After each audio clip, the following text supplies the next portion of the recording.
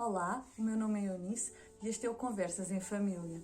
Hoje vamos conversar um bocadinho sobre o nosso quinto tratamento, sobre a nossa quinta fertilização in vitro. Foram várias as mensagens que eu recebi, com muitas perguntas.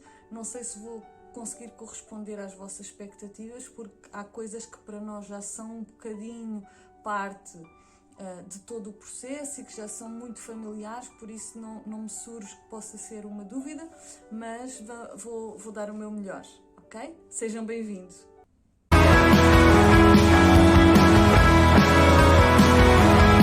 Então, a nossa quinta fertilização in vitro começou no dia 3 de outubro. Portanto, hoje é dia 31, só para vocês se conseguirem situar um bocadinho no tempo e para eu, quando mais tarde for ver o vídeo, também me conseguir recordar das datas e daquilo que foi acontecendo, que foi um dos arrependimentos com que fiquei. Portanto, nós vamos para o quinto tratamento e eu já não me consigo recordar sem apoio das datas dos tratamentos anteriores, de quando é que as coisas aconteceram, que resultados é que tivemos nos momentos mais pequenos ao longo do processo. Claro que me recordo do resultado de cada uma delas, mas não me consigo recordar dos resultados de todos os momentos, e vocês vão perceber daqui a pouco que ao longo de todo o processo estamos sempre à espera de qualquer coisa e de perceber ou de saber qualquer coisa, ok? Então, nós começámos no dia 3 de outubro com a medicação. Houve pessoas que me perguntaram que medicação é que eu fiz. Mas antes de ir para a medicação, eu vou aqui andar um bocadinho para trás e para a frente, porque é difícil para mim situar tudo, mas eu vou tentar levar aqui o meu fio condutor pelo caminho certo. Mas, então, vamos pelo início. Há dois tipos de fertilizações in vitro. Há aquelas que são feitas com um protocolo curto e aquelas que são feitas com o protocolo longo. Nós já fizemos das duas formas. Neste caso, o nosso médico optou por um protocolo longo, o que implica mais medicação, ou seja, todo o ciclo é controlado pela medicação e não só portanto, a parte em que se considera que é quando se pode dar a gravidez. Portanto, no protocolo longo existe um maior controle, quer ao nível da medicação, quer ao nível do tempo. Então, nós começamos no dia 3 com o decapeptil até ao dia 20. No dia 20, estamos a falar das tais injeções, que vocês tanto perguntam como é que é a medicação. A medicação é feita através de umas injeções. Portanto, inicialmente, do dia 3 ao dia 20, foi uma injeção por dia de decapeptil. A partir do dia 20 até ontem, antes de ontem, perdão, portanto até ao dia 29, foram 3 injeções, portanto decapeptil, menopur e gonal. Toda esta medicação pode ser diferente de tratamento para tratamento, médico para médico. Portanto, nós temos o corpo e o metabolismo diferentes, não é? Portanto, o nosso médico adapta-se às nossas necessidades e àquilo que acha que é melhor para nós. E isso acontece em todo o tipo de tratamentos de fertilidade. Portanto, o que é bom para uns, não o será para outros. E por isso é que temos que fazer uma bateria de exames e de análises antes de cada tomada de decisão por parte dos nossos médicos. Portanto, estávamos em 3 injeções por dia. As dosagens podem ser diferentes. Acho que não vos interessa muito aqui saber as dosagens, mas pronto, é uma injeção com um bocadinho mais ou um bocadinho menos, mas conta como sendo uma. A cada 2 dias temos que fazer uma análise ao estradiol e temos que fazer uma ecografia para ver como é que estão os folículos. O que é que são os folículos, que inicialmente eu também desconhecia. Os folículos são uma espécie de umas algas que nós temos, que é o que segura os óvulos e os amadurece antes de serem libertados e fecundados, ok? Pronto, é como se fosse o ninho dos nossos óvulos depois de serem transferidos até aos nossos ovários. Depois de nós fazermos uma ecografia. Portanto, a primeira ecografia e o primeiro controle de estradiol que fizemos foi no dia 18 de outubro. A partir daí, teríamos que fazer sempre a cada 3 dias e depois a cada 2 dias, como eu vos disse há pouco. No nosso caso, como a nossa clínica é em Barcelona, porque já vos expliquei num vídeo anterior, creio, mas vou fazer um vídeo só a explicar porque é que nós optámos por vir para cá e não por ficar em Portugal. Como vamos fazer o tratamento cá, estava a ser muito difícil marcar as ecografias em Portugal e o médico cá também nos recomendou que viéssemos, então nós optámos por ficar em Barcelona os 11 dias necessários para fazer estes controlos todos até chegar ao dia da punção. A punção é a intervenção que eu tenho que fazer para recolher os óvulos que depois irão ser fecundados em laboratório e mais tarde haverá então uma transferência para o útero e, se tudo correr bem, dar-se-á então uma gravidez. Mas isso ainda falta um bocadinho. Portanto, até o dia de hoje, dia 31, o que é que aconteceu? Nós estávamos no dia 29, salvo erro, em que foi o último dia, 29, 30, 31, exato.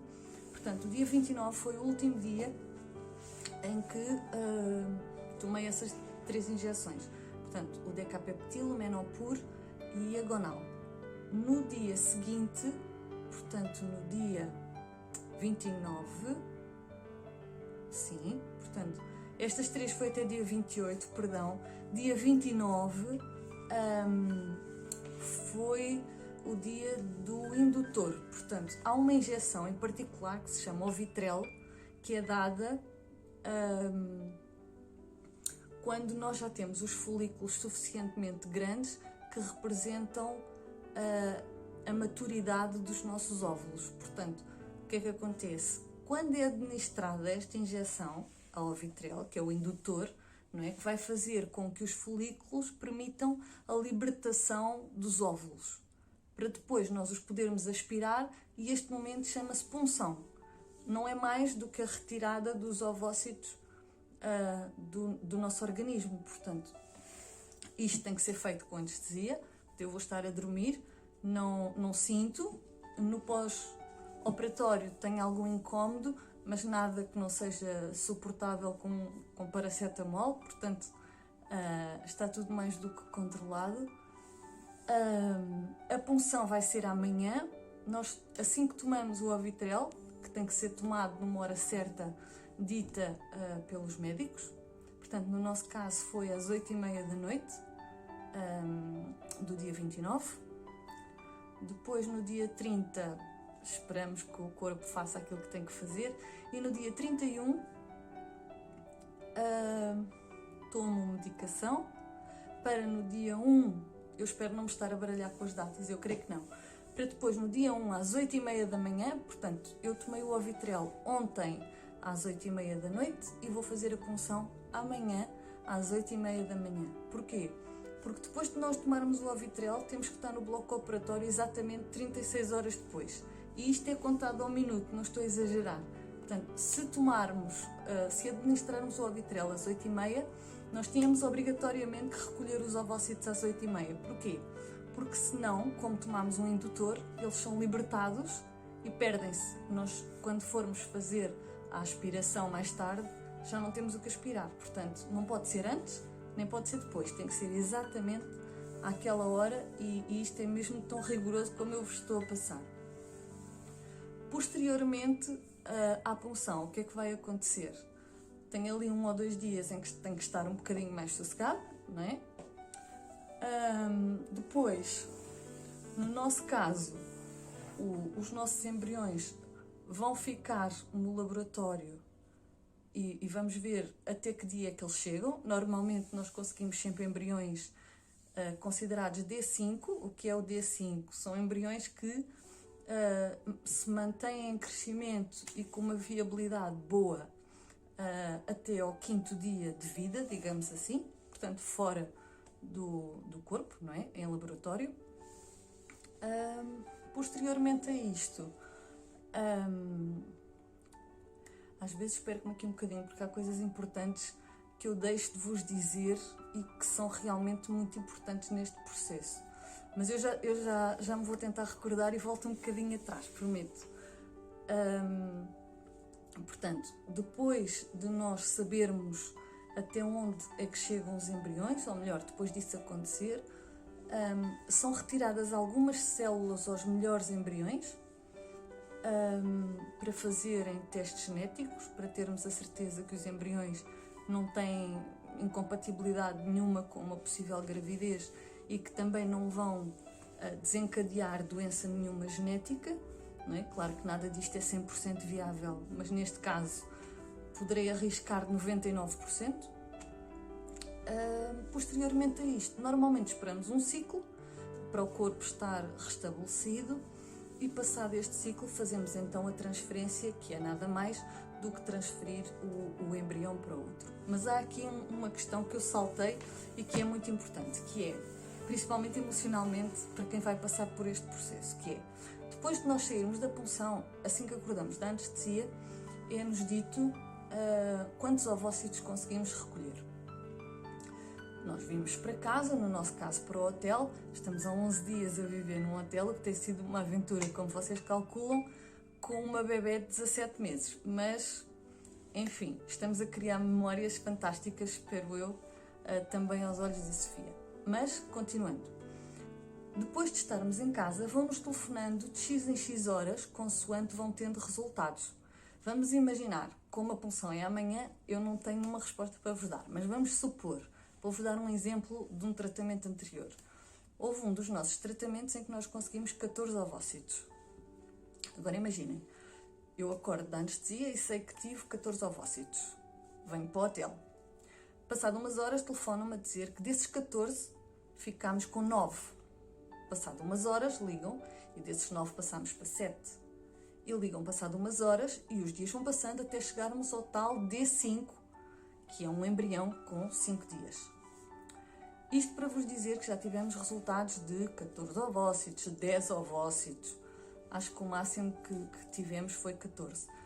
Mas chegámos sempre ao fim, ou com um embrião ou com 2. Há imensas pessoas a quem acontece não terem nenhum. Nós felizmente nunca passámos por essa situação, nunca fizemos um tratamento que não se conseguisse pelo menos um embrião.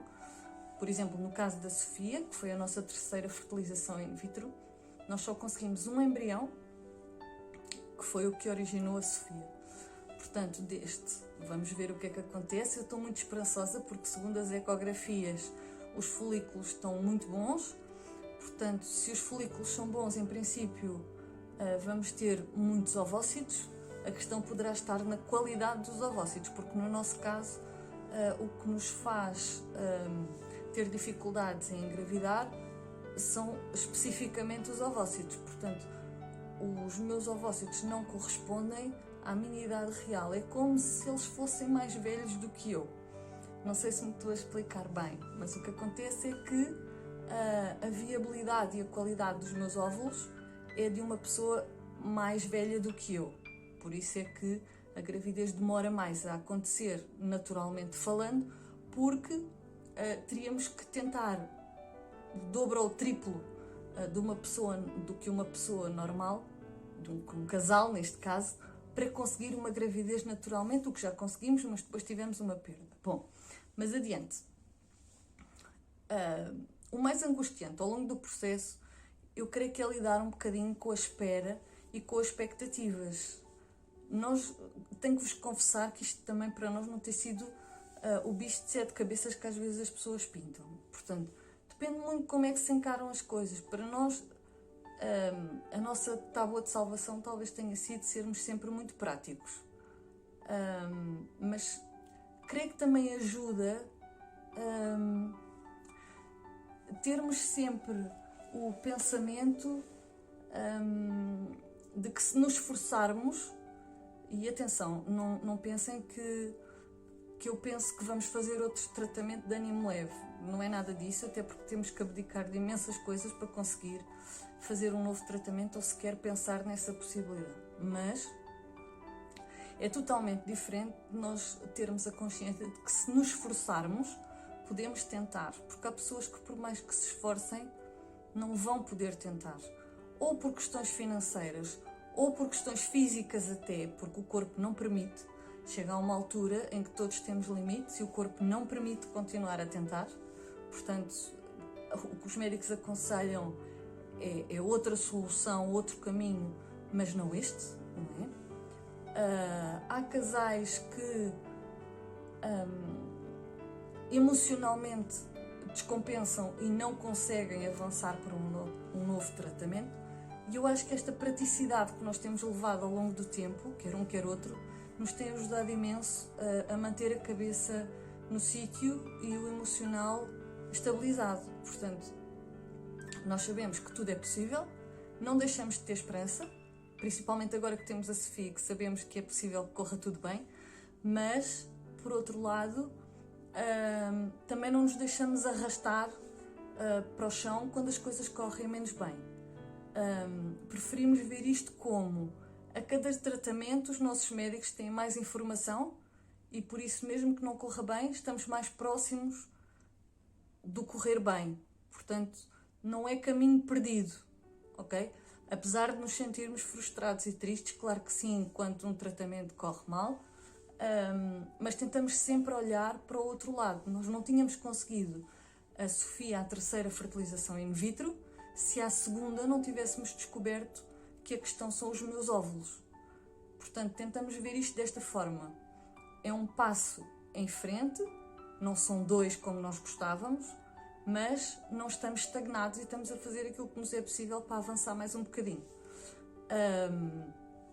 Em relação a este em específico, como eu vos disse, eu estou muito esperançada e acho genuinamente que vamos ter bons embriões, tendo em conta as ecografias e as análises que tenho feito. Mas nada é certo, vamos ver o que é que acontece. Desta vez, e desculpem, estou a falar de forma muito acelerada porque é de noite e o Luís foi um bocadinho lá fora com a Sofia para eu conseguir fazer o vídeo, porque tenho medo que depois, se agora já baralho as datas e as horas, tenho medo que então depois eu não consiga criar aqui alguma organização mental para fazer isto para vocês.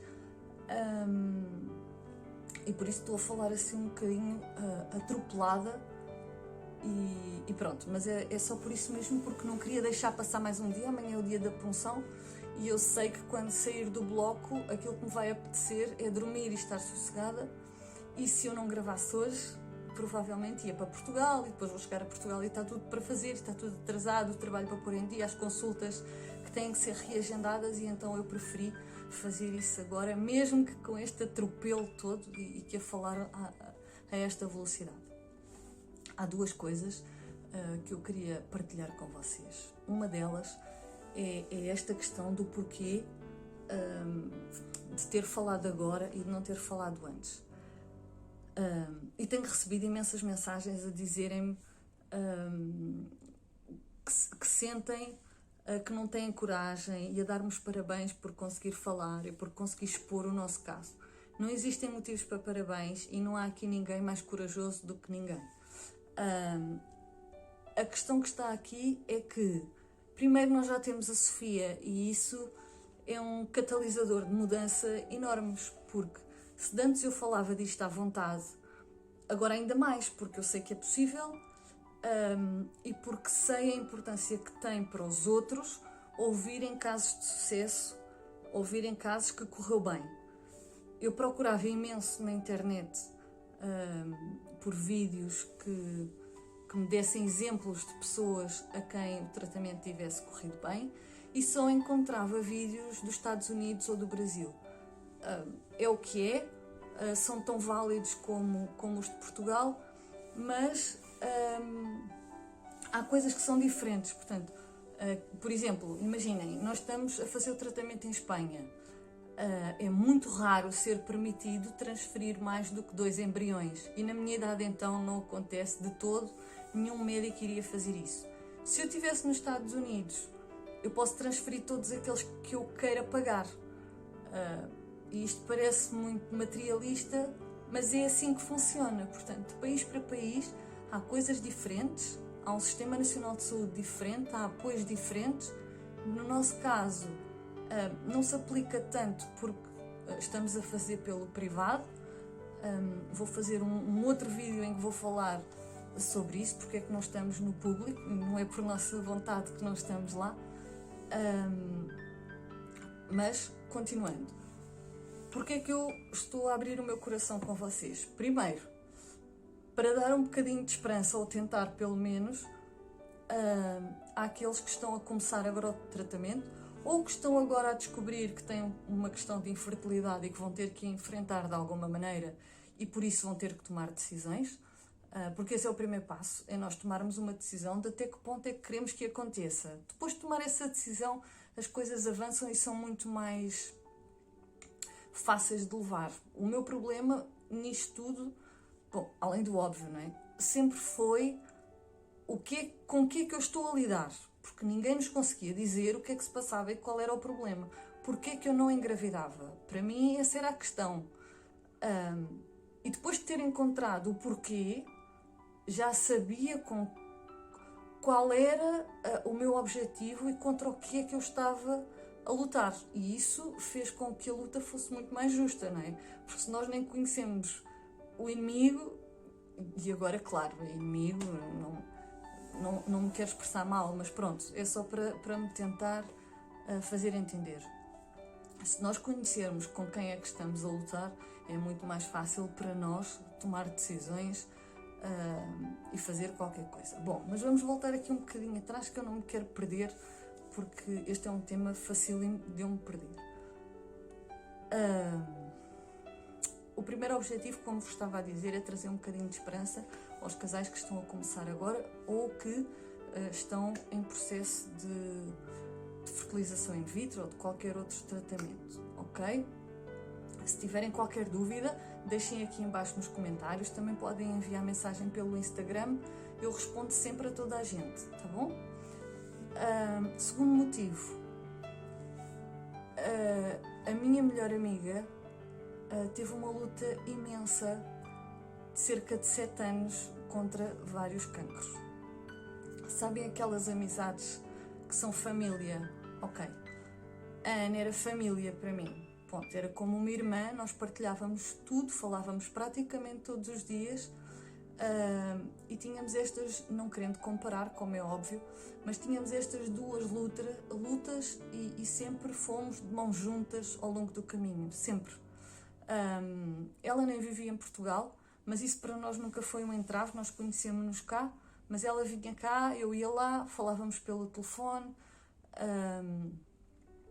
A Ana é uma das madrinhas de Sofia, para verem a dimensão do carinho que tínhamos uma pela outra. Infelizmente, este ano, em maio, a Ana perdeu a luta contra o cancro, um deles, e foi um exemplo para mim. A Ana de vez em quando comentava comigo que achava que eu devia falar sobre isto, que não se falava, que era um assunto com muito pouca empatia por parte dos outros, que quando ouvia falar de um casal que tinha estas questões e que depois falava com eles, era um assunto quase vergonhoso, porque as pessoas às vezes sentem vergonha, sentem que são o patinho feio da família, que toda a gente tem filhos e elas ou não têm ou têm que lutar muito para ter e às vezes de facto não conseguem, vêm os anos a passar e não acontece nada. E a Ana era aquele tipo de pessoa que, se temos uma luta imensa para travar, então vamos tirar o melhor dela. E era um exemplo para mim, sempre foi, a vários níveis, desde a faculdade até à forma como encarávamos o trabalho, tudo. Para terem uma ideia do que é que eu estou a falar, eu vou-vos dar um exemplo. A Ana podia ter acesso a um tratamento de quimioterapia normalíssimo, ela vivia fora do país, como vos digo, mas quando digo normalíssimo, igual ao das outras pessoas. E não foi o que aconteceu. Portanto, a Ana decidiu que iria ser alvo de uma quimioterapia muito mais forte do que as outras pessoas, que estava para ser estudada e só iria ser lançada depois de ter sucesso num X número de casos, portanto numa amostra, era um estudo médico, científico, e a Ana aceitou imediatamente. Portanto, eu sei o que ela passou, eu sei o que ela lutou para poder aceitar fazer isso, não é? Fazer parte desse estudo piloto, e o que é facto é que o objetivo dela era, quer aconteça o melhor, quer aconteça o pior, ela contribuiu. Quem sabe se daqui a uns anos houver um maior número de sobreviventes à doença, ela tenha contribuído de alguma forma para isso, e ela queria acreditar que sim. Então, a Ana foi uma inspiração para mim, para dar a cara e para tentar, como vos estava a dizer, levar um bocadinho de esperança a quem vai passar por este processo. Por favor, deixem aqui nos comentários qualquer dúvida que tenham. Eu só vos quero mostrar uma coisa, porque sei que esta dúvida não só pode surgir, como já surgiu, por mensagem privada. Eu vou-vos mostrar de que injeções é que estamos a falar, porque há pessoas que ficam em pânico quando se fala de injeções. É uma injeção pequena, quer de quantidade, quer depois a agulha, portanto a agulha é deste tamanho. Há bocado estávamos a falar do indutor, o Ovitrel, é assim, mas lá dentro, agora já tirámos, mas tem aqui uma agulha, digo, do tamanho mais ou menos das outras, portanto também relativamente pequena. Depois a enfermeira tem que explicar como é que se faz a administração do Ovitrel, que é um bocadinho diferente, mas nada que não se faça e nada que não se consiga. Se tiverem alguma dúvida, deixem aqui em baixo nos comentários. Alguns de vocês preferem enviar por mensagem privada, mas se optarem por querer partilhar também, deixem aqui nos comentários sugestões de vídeos e dúvidas que possam ter, para eu tentar corresponder às vossas expectativas e desmistificar um bocadinho as vossas dúvidas. Espero que tenham gostado do vídeo. Se gostaram e se identificaram, peço-vos que partilhem para tentarmos chegar ao máximo de pessoas. Obrigada por terem ficado comigo este bocadinho. Isso aquece-me o coração, quer dizer que estamos no caminho e que está a ser bom a nossa partilha, que estamos a chegar a quem precisa dela, e vão ficando connosco. Até ao próximo vídeo.